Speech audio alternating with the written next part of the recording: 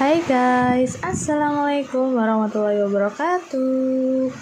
Welcome back to my channel Bunda Ella. Nah, video kali ini kita akan membahas seputar keuntungan dan kerugian dari menggunakan Shopee PayLater ataupun S-Pinjam ya. Nah, di sini untuk fitur Shopee PayLater sendiri itu tidak semua pengguna Shopee memiliki ya teman-teman, tapi untuk yang memiliki di sini saya akan jelaskan lagi bahwasannya keuntungannya adalah kita bisa menggunakan metode Shopee PayLater ini untuk mengorder barang agar kita bisa membelinya dan membayarnya itu bayar nanti. Bisa digunakan 1 kali bayar, 2 kali, 3 kali, 6 kali ataupun 12 kali ya. Maaf tadi saya menyebutkan 2 kali. Yang ada itu 1 kali, 3 kali cicilan, 6 kali cicilan, dan ada yang 12 kali cicilan. Oh ya teman-teman, tidak semua yang memiliki fitur untuk SPayLater ini ada 12 kali cicilan. Ada yang cuma 3 kali cicilan dan ada juga yang maksimal 6 kali cicilan. Tergantung dari pihak Shopee-nya sendiri mau memberikan berapa kali cicilan untuk para penggunanya. Dan untuk limitnya pun itu juga terbatas teman-teman.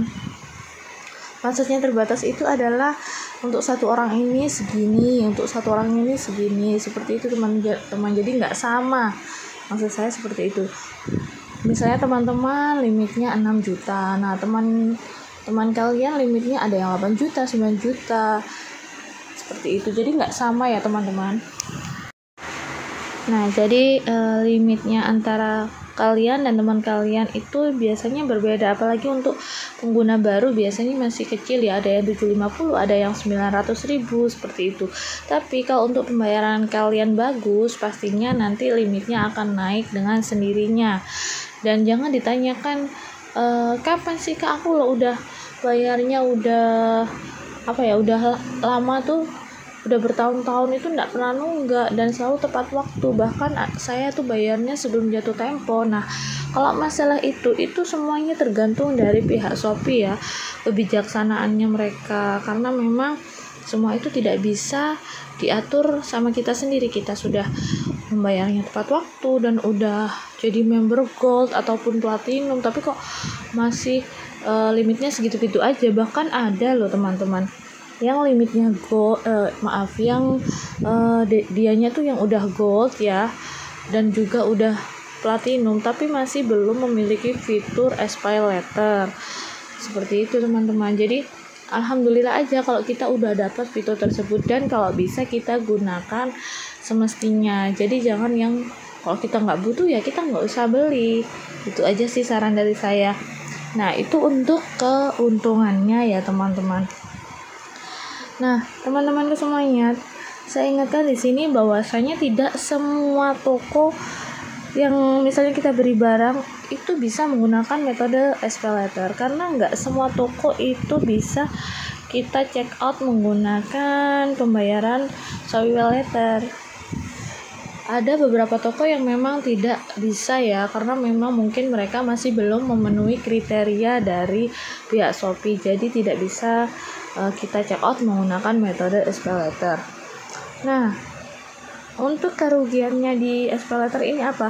Sebenarnya sih bukan kerugian ya, tapi namanya kita berhutang pasti akan ada bunganya. Nah, salah satunya di situ. Kalau menurut saya sih masih normal-normal aja bunganya, asal kita membayarnya tepat waktu.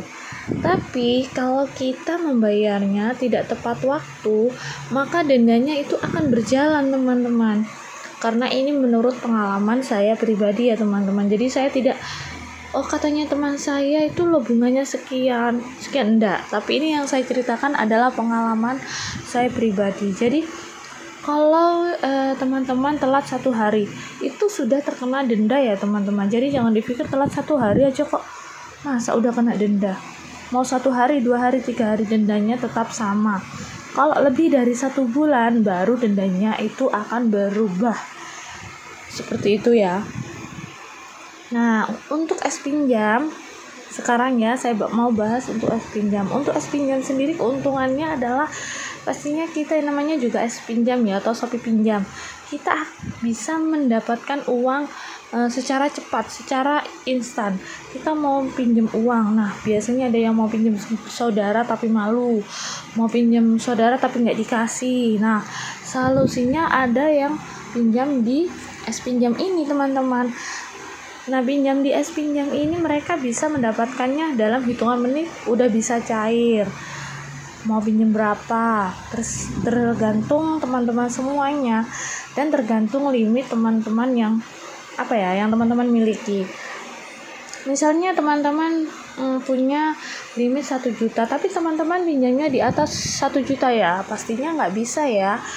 Jadi kita sesuaikan dengan limit kita, dan pastikan ya teman-teman untuk untuk teman-teman pinjam ini apakah nantinya itu bisa membayar atau tidak, dan pastikan juga dengan kemampuan. Misalnya teman-teman pinjam 1 juta, nah itu bisanya teman-teman itu membayar berapa kali cicilan, kan ada pilihannya di sana. Jangan aku mampu paling aku cicil 3 bulan aja, aku cicil 3 kali. Nah kita perkirakan aja dulu gaji kita berapa, nanti sisanya berapa, seperti itu ya teman-teman.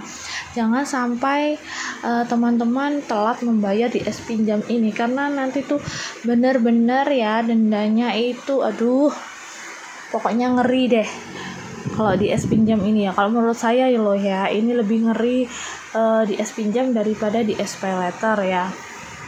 Nanti akan saya bahas di kerugian pinjam ya teman-teman. Nah apalagi sih keuntungannya di pinjam ini?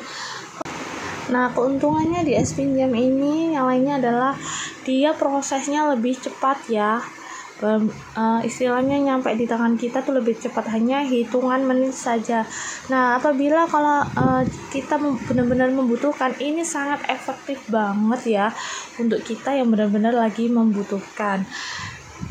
Nah tapi untuk kita yang belum membutuhkan, lebih baik jangan digunakan terlebih dahulu. Ini benar-benar saya bilang efektif untuk teman-teman itu, karena kalau kalian membutuhkan bisa cepet cair, karena prosesnya itu mudah, nggak kayak di bank-bank gitu ya.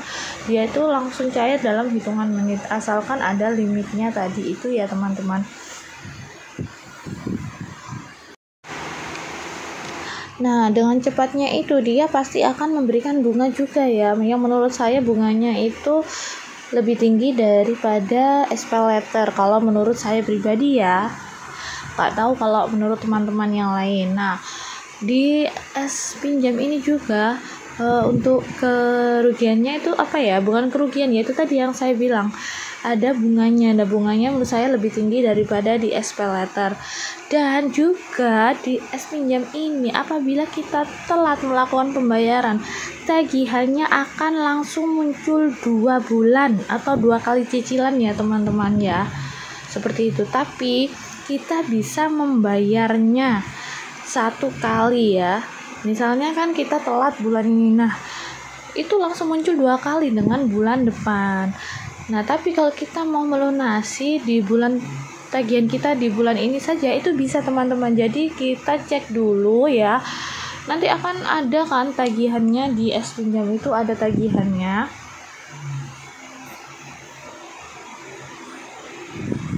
Akan tercantum teman-teman nanti tagihannya ada berapa. Nah kalau sudah seperti itu, nanti kita tinggal bayar tagihan plus dendanya di bulan ini, seperti itu aja.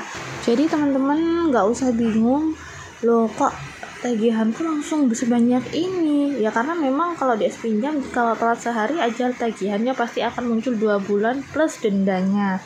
Tapi ya itu tadi, kita bisa membayarnya 1 kali plus dendanya. Jadi kita sudah bisa langsung melunasi 1 kali tagihan kita yang saat ini. Untuk bulan depannya kan urusan bulan depan. Nah seperti itu teman-teman ya. Oke teman-teman, ini tadi adalah sekedar sharing dan juga memberikan contoh apa sih keuntungan dan kerugian dari menggunakan pay letter dan pinjam ini. Untuk pertanyaan bisa ditanyakan di kolom komentar, dan apabila ada masukan bisa silahkan dicantumkan di kolom komentar juga ya teman-teman, atau mau dibuatkan video mengenai Shopee tentang apa, bisa ya teman-teman, bisa request di kolom komentar. Oke teman-teman, terima kasih untuk semua yang sudah mendukung saya dan channel saya selama ini. Saya doakan semuanya sehat selalu dan rezekinya berlimpah.